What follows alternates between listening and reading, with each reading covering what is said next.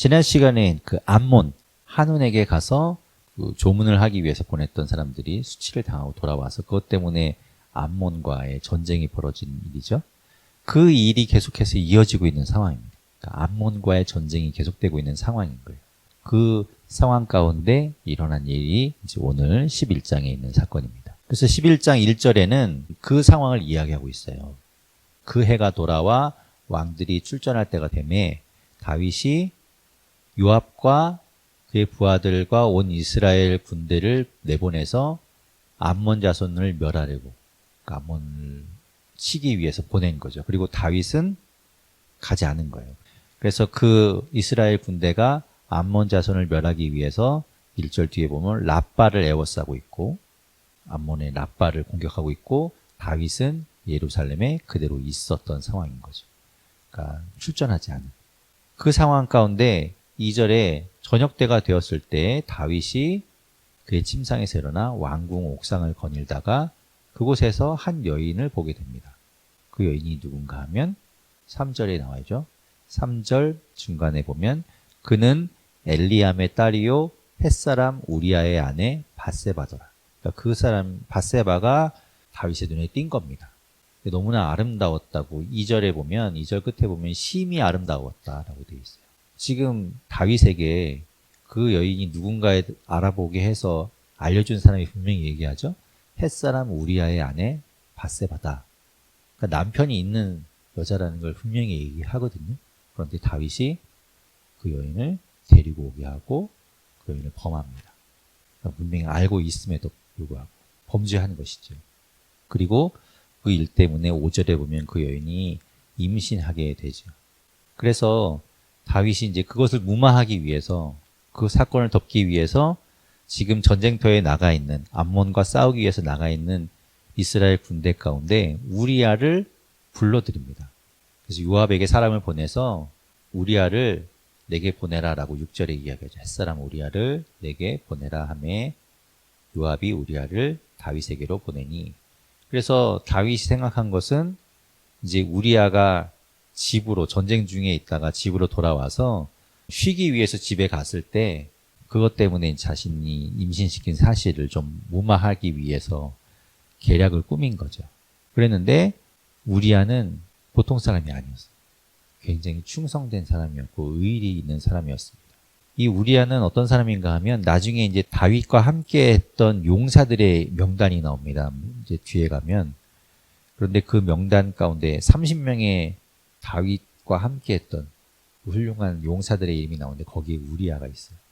그러니까 그만큼 정말 충신이었고 다윗을 위해서 정말 목숨을 바쳤던 그런 사람인데 우리아의 아내를 범한 것이죠.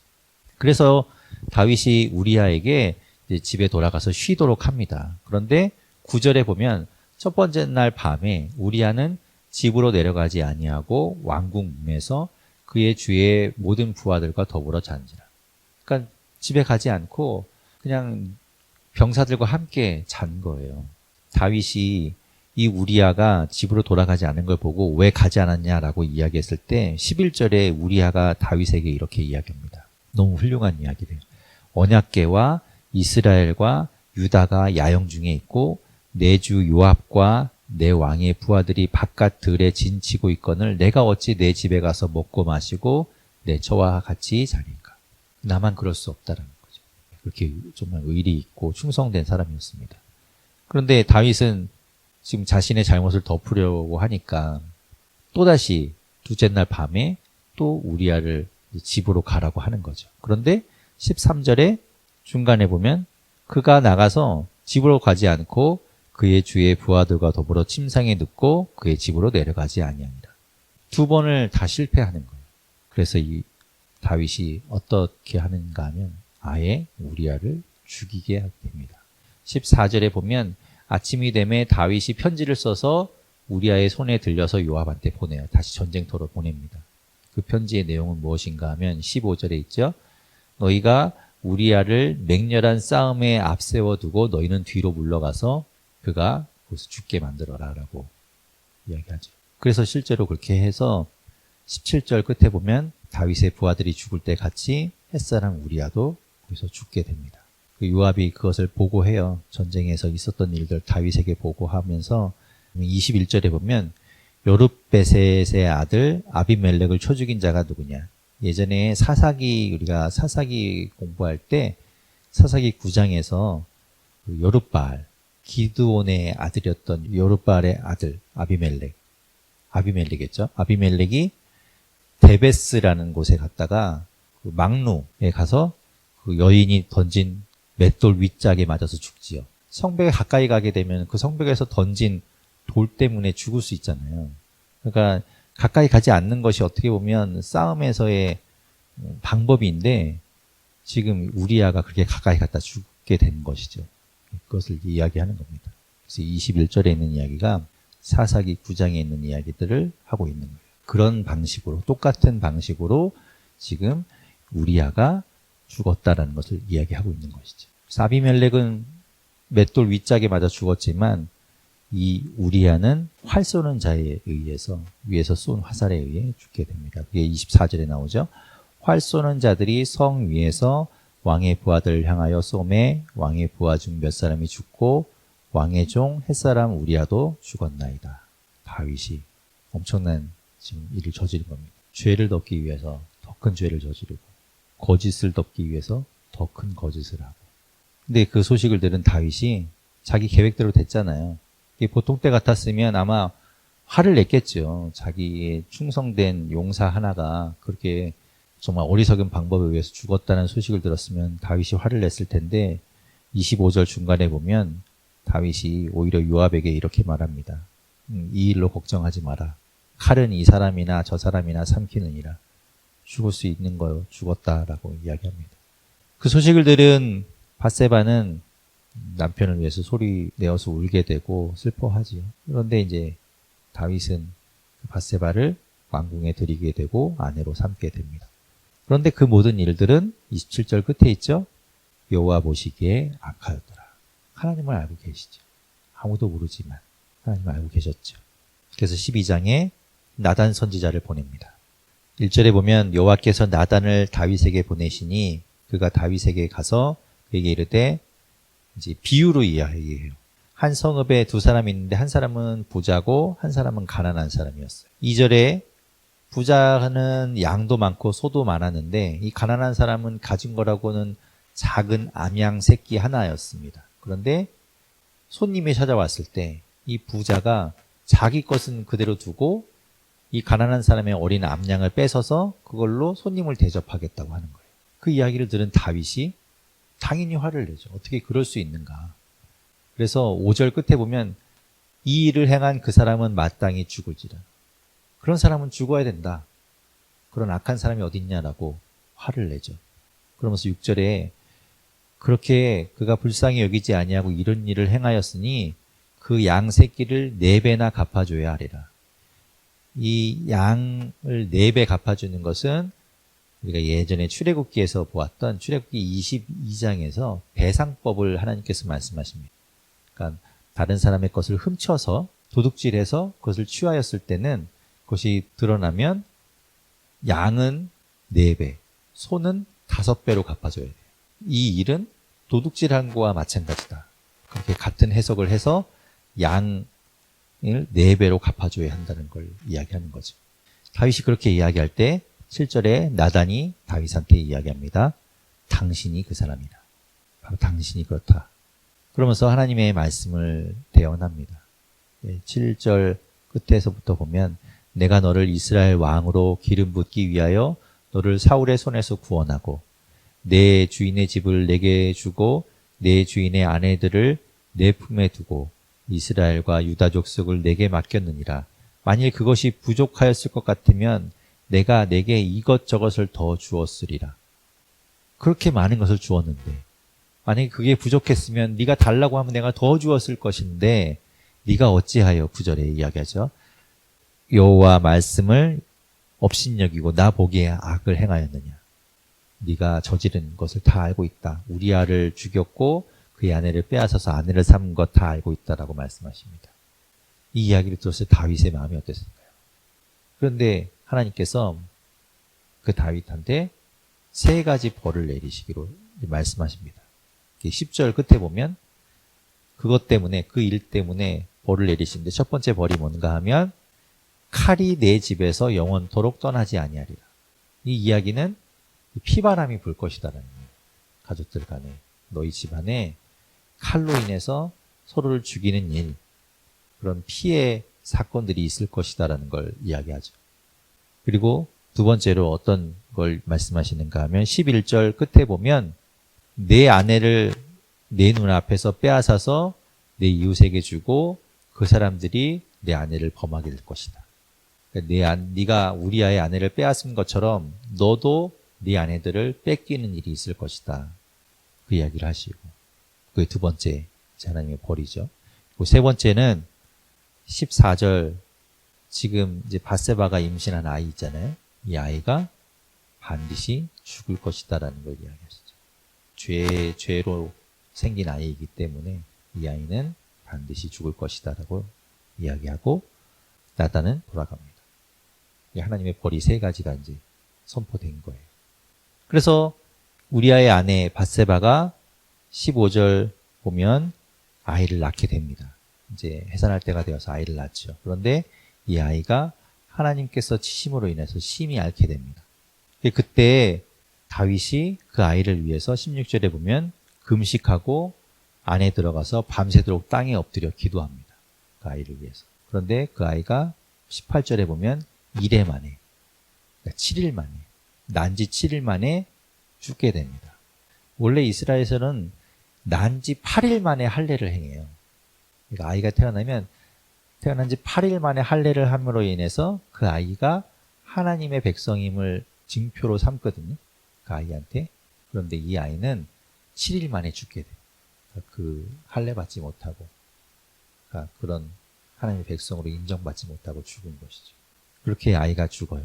그런데 신하들이 걱정하죠. 이 아이가 죽은 건 소식을 전하기는 해야 될 텐데 다윗이 너무나 상심해서 정말 쓰러지기라도 할까봐 걱정하죠. 그런데 그 신하들의 안색을 살핀 다윗이 아이가 죽은 줄 알고 일어나서 목욕제게 하고 밥을 먹고 원래의 모습으로 돌아갑니다. 그래서 신하들이 물어봐요. 어떻게 상심할 줄 알았더니 안 그런 것을 보고 어찌 된 것이냐 이야기했더니 22절에 23절에 다윗이 이런 이야기를 하죠. 아이가 살아있을 때는 내가 금식하고 운 것은 혹시 여호와께서 나를 불쌍히 여기사 아이를 살려주실는지 누가 알까 생각하며거니와. 하나님께서 이 밧세바를 범하고 우리아를 죽인 것 때문에 세 가지 벌을 내리신다고 했는데 그 세 번째 벌이 아이가 반드시 죽는다고 했어요. 그러니까 이 아이는 이미 죽는 걸로 결정된 것이 운명인 것이죠. 하나님께서 약속하셨으니까. 그런데 이 다윗이 그 아이를 위해서 금식하며 기도하죠. 하나님이 결정하셨지만 혹시라도 내가 하나님 앞에 이렇게 금식하고 하면 하나님께서 불쌍히 여겨서 혹시라도 살려주실까 생각했는데 하나님이 작정하신 일을 그대로 하시고 난 이후에는 돌이킬 수 없다라는 것을 이제 알고 어떻게 할 수 없는 일 이렇게 생각했다는 거죠. 그리고 이제 다시 그 밧세바와 사이에서 아이를 낳게 됩니다. 그 아이가 24절에 있는 우리가 잘 아는 솔로몬이 태어나게 되죠. 그런데 하나님께서는 그 아이를 사랑하셨어요. 25절에 나단 선지자를 보내서 그 아이의 이름을 여디디야라고 하나님께서 직접 지어주십니다. 여디디야는 여호와께 사랑을 입음이라는 뜻이죠. 그러니까 하나님께 사랑을 입은 아이다라는 뜻으로 여디디야라고 하나님이 이름을 붙여주십니다. 그 솔로몬이 이제 태어나게 된 거죠. 그리고 이제 계속된 그 암몬과의 전쟁은 이어지고 있는 가운데 이 요압이 암몬의 라빠를 쳐서 이제 거의 다 점령하게 된 그 마지막 상황에 다윗을 부릅니다. 그래서 다윗이 가서 그 성을 점령하고 그들이 가지고 있던 것을 물건들을 가져오고 그리고 그 암몬 자손을 이스라엘의 호드린 일을 하는 사람으로 삼게 되는 거죠. 다윗이 하나님 보시기에 너무나 악한 일을 했던 것을 여과 없이 기록하고 있죠. 자, 그런 다윗이 다른 사람의 아내를 빼앗는 것, 그리고 다른 사람을 죽이는 것, 이런 것들이 그의 아들들에게도 영향이 있었겠죠. 그 아들들에게 미친 영향이 바로 13장부터 이어지는 이야기입니다. 13장에 보면 그 후에 이 일이 있었다라고 시작하죠. 다윗의 아들 중에 압살롬이 있습니다. 압살롬은 다윗의 셋째 아들입니다. 다윗이 헤브론에서 아들을 낳았고 그리고 예루살렘에 와서 또 아들들을 낳았죠. 그 헤브론에서 낳은 처음에 난 아들들, 그 아들들이 이름이 사무엘하 3장 2절부터 헤브론에서 낳은 아들들의 이름이 나오는데 다윗이 헤브론에서 아들들을 낳았을 때 맏아들은 이름이 뭐라고요? 암논. 이 암논은 이스라엘 여인 아히노암의 소생이었습니다. 그리고 둘째, 3절에 보면 둘째는 길르압, 나발의 아내였던 아비가일의 아들이죠. 그리고 셋째는 압살롬. 압살롬은 그술 왕 달메의 딸 마아가의 아들이었습니다. 이게 되게 중요해요. 이게 지금 압살롬은 그래서 압살롬의 어머니는 마아가고 이 마아가는 어디 사람인가 하면 그술이라는 나라의 그술 왕 달메의 딸이었어요. 넷째, 다섯째, 여섯째 있는데 넷째는 아도니아. 아도니아는 나중에 또 나오게 되는데 어쨌든 그렇게 지금 요 13장에는 사건에 등장하는 사람은 첫째인 암논과 셋째 압살롬이죠. 요 둘 사이에서 있었던 일입니다. 그 압살롬, 셋째 압살롬에게는 누이가 있었어요. 그 누이의 이름이 13장 1절에 다말이라고 나와 있죠. 다말인데 아름다운 누이가 있었으니 이름은 다말이라. 그런데 그 다말을 첫째인 암논이 마음에 품었던 거예요. 가슴앓이를 하고 있을 때 3절에 보면 암논한테 요나답이라는 친구가 있었는데 그 요나답은 누군가 하면 다윗의 형이었던 시므아의 아들이었어요. 그러니까 사촌이죠. 사촌인데 이 요나답이 심히 간교한 자라, 약은 사람이었어요. 이 요나답이 꾀를 내줍니다. 그러니까 계략을 세워요. 그러니까 아픈 척을 해라. 아픈 척을 하고 다말이 만들어준 과자를 먹으면 기운이 날 거라고 이야기를 해서 이 다말이 만든 떡을 직접 먹여주게 하고 가까이 왔을 때 범하라는 이야기를 하죠. 이 암논이 그렇게 합니다. 그렇게 해서 이제 다말이 이렇게 속아서 오게 돼요. 그리고 그 계략대로 이제 다말이 과자를 이렇게 만들어주고 그 과자를 먹여주기 위해서 암논한테 가까이 왔을 때 암논이 그 다말을 이제 범하려고 합니다. 12절에 보면 오라버니한테 이야기합니다. 그러면 안 된다는 이야기를 하죠. 12절에 보면 내 오라버니여 나를 욕되게 하지 말라. 이런 일은 이스라엘에서 마땅히 행하지 못할 것이니 이 어리석은 일을 행하지 말라라는 걸 이야기합니다. 율법에 보면 이 일은 절대 해서는 안 되는 일 중에 하나였던 거죠. 지금도 마찬가지 있습니다. 이때도 하나님의 율법 가운데도 형제를 범하는 것은 안 되도록 되어 있습니다. 레위기 18장에 보면 아무리 이복 형제라고 할지라도 그러지 않도록 했던 율법이 있는데 이 암논이 그것을 어기고 있는 거예요. 그런데 이제 암논이 힘이 세니까 어쩔 수 없이 이제 당하게 되죠. 그런데 이 암논이 그 뒤에 다말을 미워합니다. 그래서 다말을 내쫓아요. 16절에 다말이 이렇게 이야기하죠. 이것은 옳지 않은 일이다. 그렇게 되면 아내로 삼아야 하는 것이 맞거든요. 출애굽기 22장에 보면 만약에 처녀를 범했을 경우에는 납폐금이라는 돈을 주고 그 여자를 책임을 져야 돼요. 그러니까 아내로 삼아야 돼요. 그게 이제 율법인데 지금 이 암논은 그것마저도 어기고 있는 거예요. 두 가지 율법을 다 어기고 있는 거죠. 그것 때문에 다말이 슬퍼하죠. 압살롬이 그 사실을 알게 됩니다. 21절에 보면 다윗도 이 이야기를 듣고 이 모든 일을 듣고 심히 노해요. 그런데 다윗이 그것 때문에 암논을 혼내거나 암논에게 벌을 주지 않습니다. 아무것도 하지 않아요. 그냥 노하기만 해요. 그러니까 압살롬이 그것 때문에 마음에 옥수심에 불타게 되죠. 그래서 그걸 벼르고 있습니다. 22절에 압살롬은 암논이 그의 누이 다말을 욕되게 하였으므로 그를 미워하여 암논에 대하여 잘잘못을 압살롬이 말하지 아니하리라. 아무 이야기도 하지 않아요. 아무 이야기도 하지 않지만 마음에는 그를 죽이고자 하는 마음이 계속 자라고 있었던 것이죠. 그렇게 해서 23절에 보면 그로부터 시간이 얼마나 흘렀는가 하면 2년이 흘렀습니다. 2년이 흘러서 압살롬이 에브라임 곁 바알 하솔에서 양털을 깎는 일을 하죠. 양털을 깎는다는 건 축제를 벌인다는 거라고 말씀드렸잖아요. 그러니까 1년에 한 번씩 양털을 깎으면서 기쁜 축제를 벌이고 잔치를 벌이는 날인데 그때 압살롬이 왕의 아들들, 다른 형제들을 다 초청합니다. 그리고 다윗도 초청하죠. 그런데 다윗이 가지 않아요. 자기는 이제 나가 안 가겠다라고 했을 때 그러면 아들들이라도 오게 해주십시오. 그래서 그렇게 하막으로서 아들들이 오게 돼요. 그래서 그 잔치에 다윗의 아들들이 오죠. 압살롬이 암논을 죽이기 위해서 미리 계획해 놓습니다. 28절에 압살롬이 이미 그의 종들에게 명령하여 이르기를 너희는 이제 암논의 마음이 술로 즐거워할 때를 자세히 보다가 내가 너희에게 암논을 치라 하거든 그를 죽이라. 이렇게 미리 이제 다 계획을 짰던 거예요. 그리고 압살롬의 지시대로 압살롬의 종들이 명령대로 암논에게 행함에 왕의 모든 아들들이 일어나 각기 노새를 타고 도망갑니다. 아들들은 다 도망가요. 그리고 암논만 죽인 겁니다. 압살롬이 다른 형제를 죽인 것이 아니라 암논만 죽여요. 근데 그 소문이 쫙 퍼져서 다윗한테로 들어갑니다. 어떤 소문으로 들어가는가 하면 압살롬이 형제들 다 죽였다는 소문을 듣게 돼요.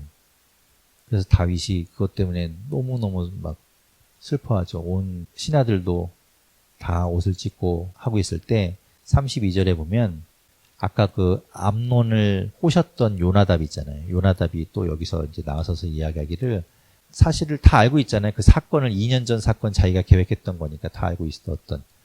그래서 아마도 압살롬이 다른 형제들은 죽이지 않고 암논만 죽였을 겁니다. 라고 이야기하죠. 그런데 이제 소식을 전하러 온 청년이 이렇게 이야기해요. 다른 형제들, 다른 왕자들은 살았고 암논만 죽었다라는 이야기를 하죠.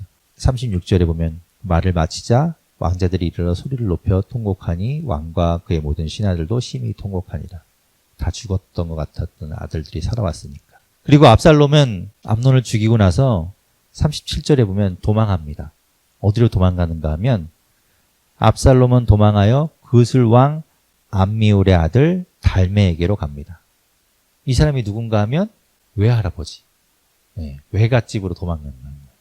그러니까 글로 도망가서 다윗은 날마다 그의 아들로 말미암아 슬퍼하였고 압살롬은 거기에서 38절에 보면 3년을 지내게 됩니다. 근데 이 다윗이 용서해 주지 않아요. 용서하고 이렇게 다시 불러야 되는데 부르지 않는 거죠. 그렇게 이제 3년이 지나가고 있었어요. 14장에 가니까 요압이 옆에서 보고 있으니까 다윗이 맨날 압살롬 생각을 하고 있는 것 같아요. 압살롬 때문에 슬퍼하고는 있는데 뭐 체면 때문인지 뭔지 압살롬을 불러오지 않는 것을 보면서 이제 이 요압이 또 꾀를 내는 거죠. 그래서 2절에 보면 드고아의 사람을 보내어 거기 살고 있는 지혜로운 여인 하나를 데려옵니다. 그리고 그 여인에게 이런저런 이야기들을 해주고 다윗한테 가서 이야기하도록 합니다. 어떤 이야기를 하는가 하면 이제 꾸며낸 이야기죠. 5절부터 이런 이야기를 합니다. 나는 진정으로 과부다. 내 남편은 이미 죽었고 난 과부인데 6절에 아들 둘이 있는데 그들이 들에서 싸우고 있었는데 그들을 말리는 사람이 아무도 없어서 한 아이가 다른 아이를 쳐 죽였다. 이건 누구를 이야기하는 거예요? 지금 압살롬과 암논을 이야기하는 거죠. 여기에 아주 요즘 말로 얘기하면 팩트가 들어가 있죠. 그들을 말리는 사람이 아무도 없었습니다.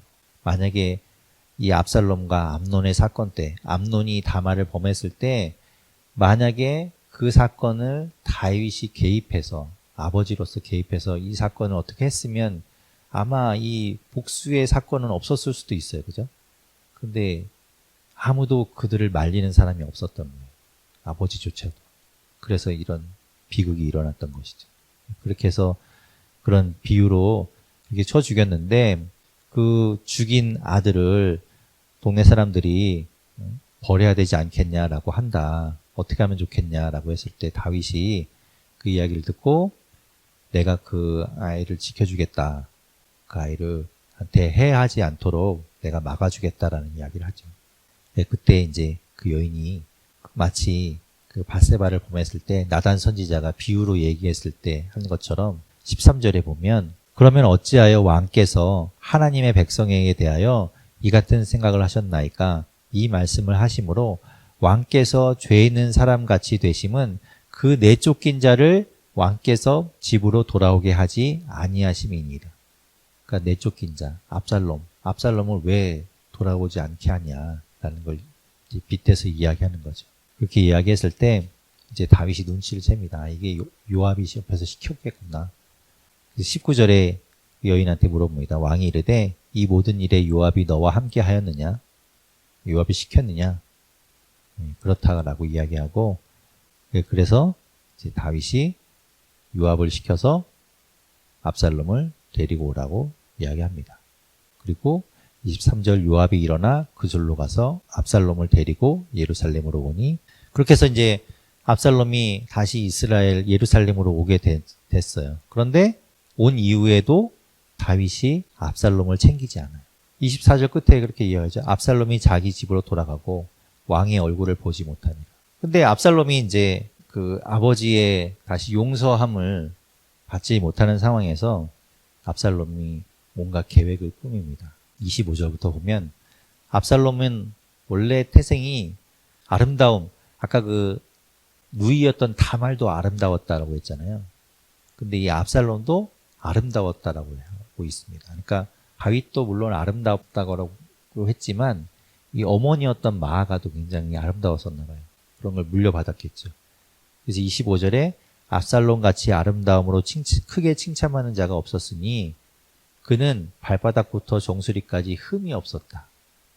그리고 26절 그의 머리털이 무거움으로 1년에 한 번씩 연말에 머리를 깎는데 그 깎은 무게가 200세겔이어야 됐다고 이야기해요. 200세겔이면 약 2.3kg 정도 된다고 하니까 그 깎은 머리의 무게가 그러니까 굉장히 머리숱도 많고 건강한 모발을 가진 사람이었던 것이죠. 그리고 27절 압살롬이 아들 셋, 딸 하나를 낳았는데 그 딸의 이름을 다말이라고 지었습니다. 그리고 그 딸도 다말인 그 딸도 얼굴이 아름다운 여자였다라고 기록하고 있죠. 이 다말이라는 이름은 성경에 여러 번 나옵니다. 창세기 38장에서 유다의 며느리였던 다말이 있었죠. 그리고 지금 이 압살롬의 누이였던 다말이 있고 압살롬의 딸도 다말이고 다 다말이에요. 다말은 종려나무라는 뜻을 가지고 있어요. 그렇게 압살롬이 예루살렘으로 돌아오고 난 이후에 28절에 보면 2년 동안 예루살렘에 있었지만 왕의 얼굴을 보지 못합니다. 그러니까 다윗이 돌아오기는 했는데 이 압살롬을 다시 부르고 다시 이렇게 만나고 하진 않았던 거예요. 얼굴을 안 보는 거죠. 아직도 마음에 응어리가 있었던 거예요. 그래서 압살롬이 요압을 그 다윗 왕에게 보내서 어떻게든 그 왕을 좀 만나게 하기로 좀 다리를 놔주도록 이렇게 하는데 이 요압이 자꾸 차일피일 미루고 도망만 다닙니다. 그래서 30절에 압살롬이 종들한테 시켜서 요압의 밭에다가 불을 내게 합니다. 요압의 밭에다가 불을 질러서 요압이 압살롬을 찾아오게 만드는 거죠. 그때 압살롬이 요압한테 이야기하기를 32절 끝부분쯤 보면 이제는 네가 나로 하여금 왕의 얼굴을 볼 수 있게 하라. 내가 만일 죄가 있으면 왕이 나를 죽이는 것이 옳으니라. 차라리 내가 벌을 받겠다. 언제까지 이렇게 살아야 되냐라는 것이 요압이 왕에게 나아가서 이야기하고 얼굴을 보게 되는 겁니다. 5년 만에 보게 되는 겁니다. 5년 만에. 3년 구슬 땅에 가 있다가 돌아와서 2년. 그래서 5년 만에 다윗과 이 압살롬의 얼굴을 마주하게 되는 거죠. 33절 끝에 보면 그 앞에서 얼굴을 땅에 대어 그에게 절하매 왕이 압살롬과 입을 맞추니라.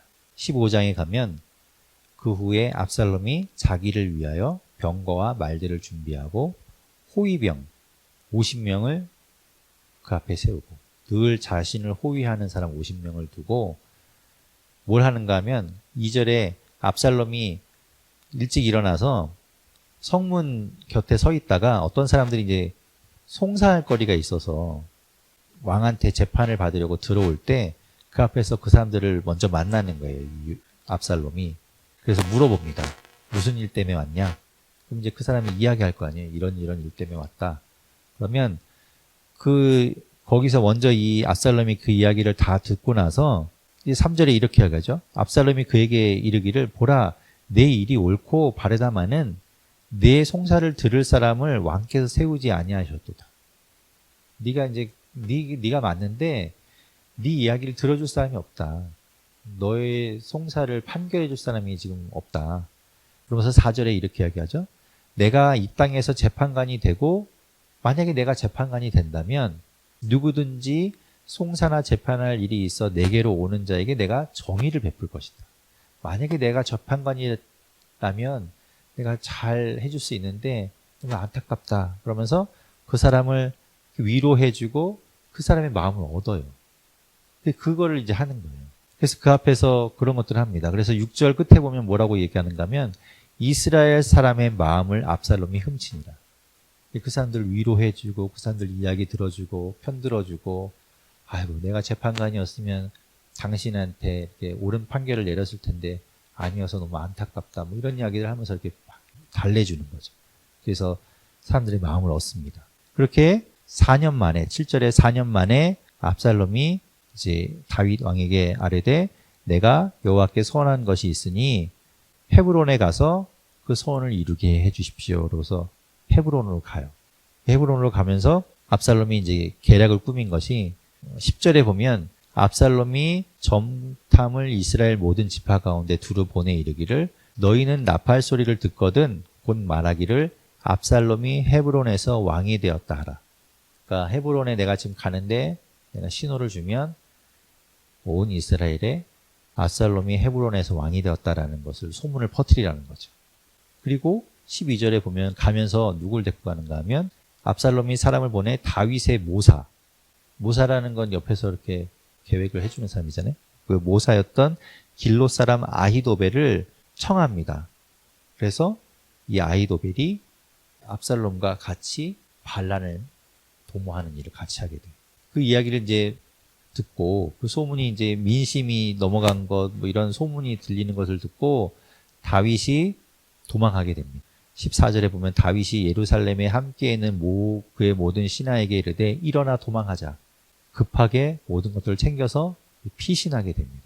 도망가면서 16절에 보면 왕이 나갈 때 그의 가족을 다 따르게 하고 후궁 10명을 왕궁에 남겨놔요. 그리고 왕궁을 지키게 합니다. 그렇게 도망가다가 만나는 사람이 이제 19절에 보면 가드 사람 이때를 만나게 됩니다. 이때도 같이 가겠다라고 해서 같이 따라가죠. 24절에 보면 그 제사장이었던 다윗의 제사장이었던 사독하고 아비아달 이 두 사람도 다윗을 따라가기 위해서 언약궤를 가지고 다윗을 쫓아오려고 합니다. 그런데 25절에 다윗이 이야기하죠. 사독에게 이르되 보라 하나님의 궤를 성읍으로 도로 메어가라. 사독과 아비아달의 아들들을 성읍으로 돌려보냅니다.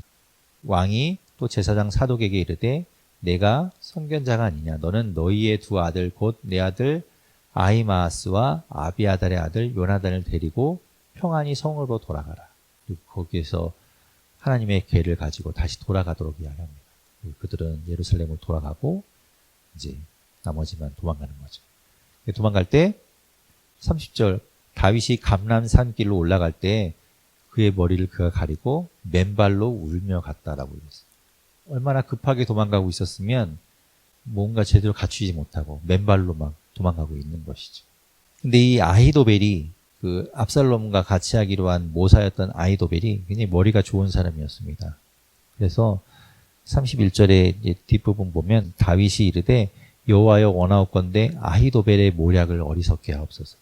그러니까 아히도벨이 굉장히 똑똑했고 정말 훌륭한 모략가 책사였는데 그의 모략을 좀 어리석게 해주십시오라고 기도할 정도로 이 사람이 굉장히 똑똑했었던 사람이에요.